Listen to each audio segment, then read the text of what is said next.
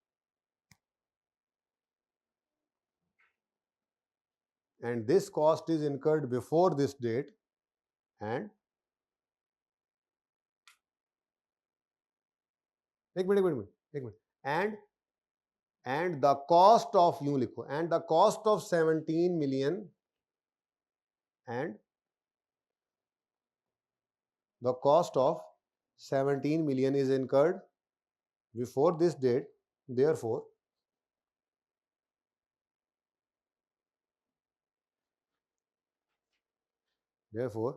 it shall be recorded as an expense. Therefore it shall be recorded as an expense when incurred in SOCI. तो ऊपर भी लिखना था, चलो खैर अब वो अगली बार ऐसे लिख लेंगे। अब मुझे भी आहिस्ता आहिस्ता याद आ रहा है ना चीज़ें, 6 महीने पहले चीज़ पढ़ाई हो तो भूल तो जाती है ना। ऊपर भी ये लिखना था, ये मैंने क्या लिखवाया था ऊपर, activity and I-38 does not allows capitalization of cost incurred during research phase. Therefore, ऊपर वैसे ऐड कर लो, चलो कोशिश करो। Therefore ₹2 million, यही वाला जुमला है as it is, थोड़ा प्रैक्टिस में आया ना अब। Therefore ₹2 million shall be recorded as an expense when incurred in SOCI। ठीक है, ठीक है। और क्या इग्नोर किया आपने, देखो इसके बारे में। I-38 prohibits capitalization of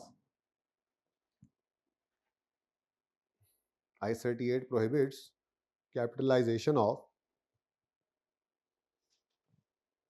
advertisement costs. Therefore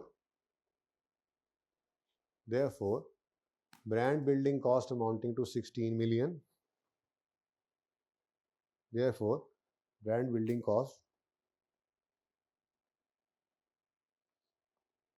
amounting to ₹16 million। मुख्तलिफ तरीकों से जुमला लिख रहा हूँ, आप भी ऐसे ही कर सकते हैं। बस बात वो हो जो आपको थोड़ा लगे कि हाँ भाई अंग्रेजी है स्टैंडर्ड वाली, मिलती जुलती थोड़ी सी, थोड़ा लगे तो सही कोई प्रोफेशनल बच्चा को बाहर लिख रहा है। बाकी हर जुमला डिफरेंट हो रहा है, कोई मसला नहीं, आप जैसे मर्जी लिख लें, ठीक है। Therefore brand building cost amounting to ₹16 million shall not be included,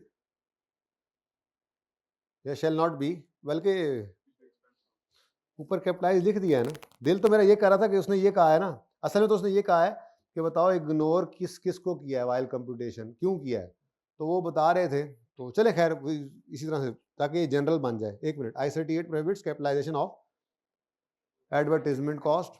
Therefore brand building cost amounting to 16 million shall not be added to cost of intangible, and shall not be added to cost of intangible, and it shall be recorded, आगे बात वही, as an expense in SOCI when incurred, and shall be recorded as an expense in SOCI when incurred। हाँ जी, ऐसे से करो हाथ, मजा आ रहा है। सुस्तियां पड़ी हुई थी, छुट्टियां गुजार के आए हो, हाथ गर्म होना शुरू हुए हैं। अभी क्या रह गया जी, हाँ वो भी रहती है, तो लिखें।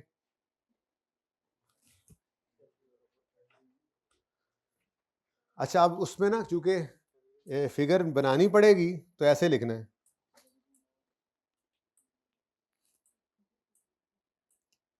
5 into 3 है ना, प्लस 1.5 into 3, टोटल कितना बनता है। अब ये 19.5 मिलियन, ऐसे जुमला चल रहा होगा, उसमें 19.5 लिखना है और फिर उसी आगे ये ब्रैकेट में ऐसे वर्किंग शो करनी है, ठीक है ना।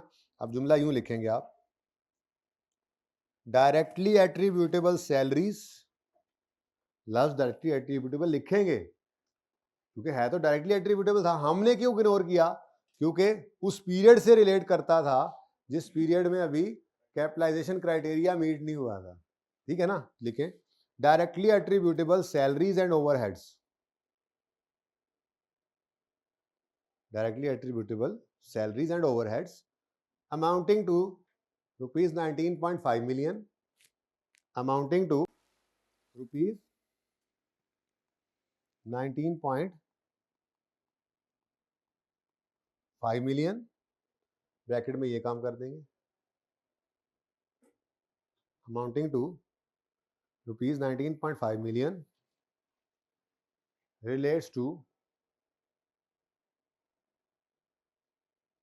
the period when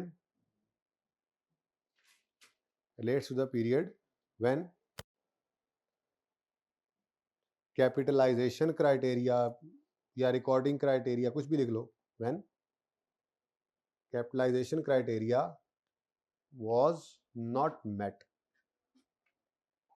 therefore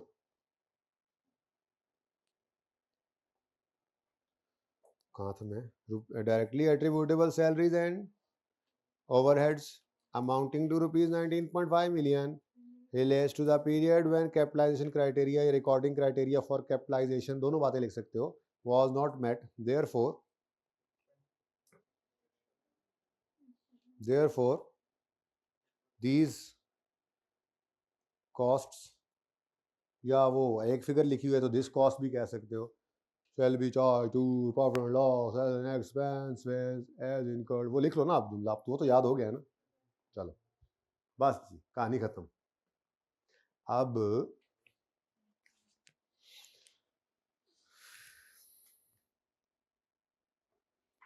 देखो, अब आप लेते हो इजी बातों को, 2022 में 9 नंबर का एक सवाल है, एक्सप्लेन,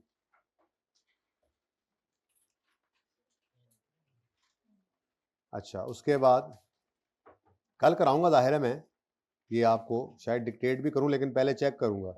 दूसरा सवाल जो आपका होमवर्क में है आज, अभी मैंने करवाना है गवर्नमेंट ग्रांट, जरा रुक जाएं, एक्सचेंज ऑफ एसेट्स जो है ना, एक्सचेंज ऑफ एसेट्स वो आपका FAR 1 वाला ही है, लेकिन जाहिर है मैंने तो करना ही है, 5 मिनट लगेंगे, पर वो कल, पर आपको चूंक नक्का आता है, पढ़ा हुआ तो है ना, चना नचा, आपके होमवर्क में अगर एक्सचेंज की कोई ट्रांजैक्शन आ भी जाती है, परेशान नहीं होना, ट्राई करना है, परेशान नहीं होना, ओके। दूसरा सवाल केड़ा है जी, ये पास पेपर 5 का बी है आपके नोट्स में है, वैसे नोट्स में नहीं है ना, तो आप किताब लें, आप नोट्स 3 दिनों के लिए थे, आज चौथा लेक्चर है, तो पास पेपर पेज नंबर 256 पे पास पेपर 5 का बी है, रिक्वायरमेंट चेक करो, ओए होए होए होए, एक्सप्लेन तो लोगे इजी एक्सप्लेन को, ऐसे नहीं आधा घंटा मैं बोल बोल के मैंने अपना गला थकाया, कल भी थकाऊंगा इंशाल्लाह, फिर उसके बाद फिर नहीं थकाया करूंगा, फिर आपको तरीका वारदात आ जाएगा, फिर मैं डिस्कस किया करूंगा सवालों के एडजस्टमेंट, अगर वो एक्सप्लेन कहेगा तो फिर आपने खुद लिखना है, लेकिन लिखने वाले ही पास होते हैं, समझ आ गया जी, समझ आ गया, नहीं समझ तो आ जाता है, सबको ही आ जाता है, IAS-37 मैंने आपको पहले दिन बताया था फेलियर की कॉज बना हुआ है, क्यों, आसान है ना, समझ आ जाता है, लिखते नहीं हो, समझ आ गया लिख लेंगे वहां जाके फिर, हाँ तो ये पास, अच्छा देखो वैसे इसमें है क्या, वैसे जरा दूर दूर से, research and development commenced on this, commercially launch कर दिया, research development training trial run वगैरह वगैरह, right to manufacture, brand acquire किया, धोखा ना खाना, एक्वायर किया है, खरीदा है, purchased, developed a new product, सुभान अल्लाह, ट्राई तो किया जा सकता है। उसके बाद दूसरा सवाल जो होमवर्क में है आपके, वो कौन सा है, 17वां, उसको जरा ऐसी नजर डालते हैं, ऐसी जरा दूर दूर से, टेस्ट तो है आपका, started development of a new product, criteria met हुआ 1 जनवरी को, उसके बाद पायलट प्लांट टेस्टिंग, ये स्केल ब्ला ब्ला को पड़ा हुआ होगा इंशाल्लाह, acquired patent with indefinite life, ये एक्सचेंज की ट्रांजैक्शन आई थिंक, हाँ ये जरा आपके लिए थोड़ा सा टेस्ट है FAR 1 का, ICAP ऐसे कर देता है, जैसे मैंने आपको एक सवाल दिखाता जा रहा था, नजर नहीं आया, तो आपको करेक्शन ऑफ एरर का नोट बना दे, अब ऐसा सरप्राइज कभी आपको मिल सकता है, तो मिल गया है, कल कराऊंगा एक्सचेंज, पहले अभी तो मैंने गवर्नमेंट ग्रांट करा के छुट्टी देनी है, सब्र करो। जी, गवर्नमेंट ग्रांटेड अ लाइसेंस, चलो ये एडजस्टमेंट भी हो जाएगी आपकी जब आप ये 2 मिनट का काम है, इतना काम नहीं है जाफर हुसैन। ठीक है बेटा, तुम कल कर लेना, जाओ इसको रास्ता दे दो, बस रास्ता है इसके पास, जाओ निकलो, चलो नीवे नीवे होके चलो, बिल्कुल इंशाल्लाह पढ़ते हैं जाके, नहीं हुए करके आया करो जी। क्या?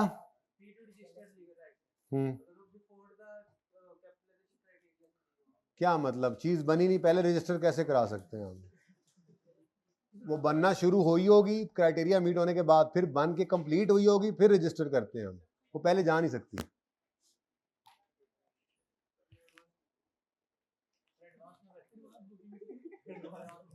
एडवांस बुकिंग, गवर्नमेंट ग्रांट ना लबन देना मैनू, जान के नहीं बता रहे। ये मेरा दोस्त 213 कौन बोला है? ये मैं बोला हूं।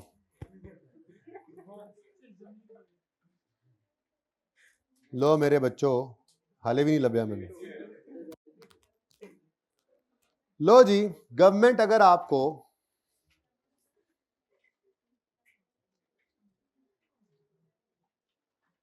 कोई इंटेंजिबल ही ग्रांट के तौर पे दे दे, तो बिल्कुल आपने पढ़ा हुआ है, कोई ऐसी चीज नहीं, आपने टेंजिबल्स के बारे में पढ़ा हुआ है ना, पूरा स्टैंडर्ड था, वही है बस। अब वो कहता है देयर आर 2 ऑप्शंस, मैंने वही छुपा दिए बस, ठीक है भाई। आपको IS 20 FAR 1 वाला इतना तो याद होगा कि अगर आपको गवर्नमेंट कोई एसेट ही उठा के दे देती थी एज अ ग्रांट, तो आपके पास 2 ऑप्शंस होते थे, या उसको नॉमिनल वैल्यू पे रिकॉर्ड करें, या उसको नॉमिनल वैल्यू पे रिकॉर्ड करें, तो कोई ग्रांट रिकॉर्ड ही नहीं किया आपने, और फेयर वैल्यू पे करते थे तो ग्रांट आ जाती थी। अब चूंकि ये एसेट है तो वो डेफर्ड ग्रांट लायबिलिटी बनती थी, और आहिस्ता आहिस्ता बस सिर्फ ये बताना है आपको कि ये आपको आता है, ठीक है। सवाल पढ़ो। एक और बात बताऊं, ये सवाल में सिर्फ यहाँ पे इंटेंजिबल लिखा गया है, बाकी ये सवाल FAR 1 की किताब में मैंने यही वाला लिखा हुआ है, जो पहली बार आपको छोटी एग्जाम्पल करवाई जाती है ना, ये वाली एसेट वाली, ठीक है, वही सवाल है, जरा पढ़ के देखो। Government granted entity and intangible, पता नहीं क्या कराने लगे हैं सर, कुछ नहीं कराना था, 2 मिनट में ऐसी चीजें होती हैं। We paid a nominal amount of 2000, अच्छा जी, 2000 रुपए देकर एक इंटेंजिबल हमने गवर्नमेंट से ले लिया, गवर्नमेंट हमें इंटेंजिबल दिया 2000 में, हाउएवर फेयर वैल्यू 50,000 है इसकी। अब ऑप्शन नंबर 1 क्या है, रिकॉर्ड एट, तो रिकॉर्ड कर लो एट नॉमिनल वैल्यू, बहुत आसान, बेहतरीन। जिस दिन इंटेंजिबल लेकर आए तो बस इंटेंजिबल डेबिट कैश क्रेडिट करो, कितना है 200 2000। अब लाइफ कितनी है, तो बस 2000 पर रिकॉर्डेड है, 2000 को ही 5 साल पे मोटाइज कर दो, ठीक है जी। तो अमोर्टाइजेशन एक्सपेंस डेबिट और अक्यूमुलेटेड अमोर्टाइजेशन क्रेडिट, 2000 बटा 5, ठीक है जी। ऑप्शन 2 फेयर वैल्यू पे रिकॉर्ड करो, रिकॉर्ड एट फेयर वैल्यू,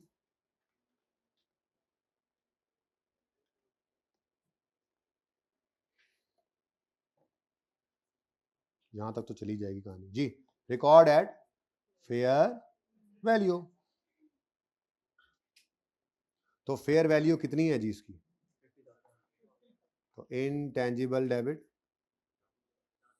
50,000 से, कैश क्रेडिट, अब एंट्री बैलेंस नहीं हो रही, इनकम है, 50 वाली चीज 2 में मिली तो 48 इनकम है, पर मसला ये है ये एसेट से रिलेट करती हुई ग्रांट है, तो जब एसेट अगले 5 साल में एक्सपेंस में जाना है तो ये ग्रांट भी अगले 5 साल में इनकम में जाएगी, मैचिंग कॉन्सेप्ट आप किया करते थे, ठीक है। तो इतना ही सिंपल है जितना आपको नजर आ रहा है, इसमें और कुछ नहीं है बिटवीन द लाइंस। तो ओहो सॉरी, तो डेफर्ड ग्रांट डेफर्ड, ये लाइबिलिटी आप बनाते थे। याद आ रहा है कुछ? बड़ा फेवरेट स्टैंडर्ड होता था आपका ये। जालिम ने इस दफा सवाल भी इसमें से नहीं दिया है ना, खुशी की बात है। चलो अच्छा जी, नेक्स्ट। तो ये दिया है। अब इनटेंजिबल को अमोर्टाइज कर लो, तो अमोर्टाइजेशन एक्सपेंस डेबिट और अक्यूमुलेटेड अमोर्टाइजेशन क्रेडिट। अब एसेट कितना है? 50,000 डिवाइडेड बाय, तो कितना बन गया? Amortisation debit accumulated amortisation credit. ठीक है, और जैसे ही ये एसेट आपने डेप्रिशिएट किया, अब इस लायबिलिटी को भी अमोर्टाइज करके इनकम में लेके जाना है, तो deferred grant debit grant income credit करोगे। ठीक है जी, ग्रांट इनकम क्रेडिट। इनकम में क्या लेकर जाओगे? 48,000 का 5वां हिस्सा। मैचिंग कॉन्सेप्ट, जो इधर फ्रैक्शन वही इधर 9600। तो नेट करके देखें ना, तो नेट में 400 का एक्सपेंस ही रिकॉर्ड हो रहा है, ये एक्सपेंस और ये इनकम, तो वो भी उधर भी वही हो रहा था। तो यही होता था, कोई फर्क होता नहीं था इन दोनों में। ठीक है ना? अच्छा, अब एक काम करना है आपने छोटा सा, इस वाले मेथड के एक्सट्रैक्ट जरा बना के लाने में चेक करूंगा आपके कि आपको वाकई अंडरस्टैंडिंग है या भूल गए आप। पीएनएल और बैलेंस शीट में क्या क्या जाना है, उसको छोड़ें, उसको छोड़ें, वो मैं छोड़े, ये इसके एक्सट्रैक्ट्स बनाने हैं। ठीक है, 2 सवाल हैं होमवर्क में, और जिंदगी रही तो कल होगी मुलाकात, सिर्फ 2 मिनट रह गए। अल्लाह हाफिज।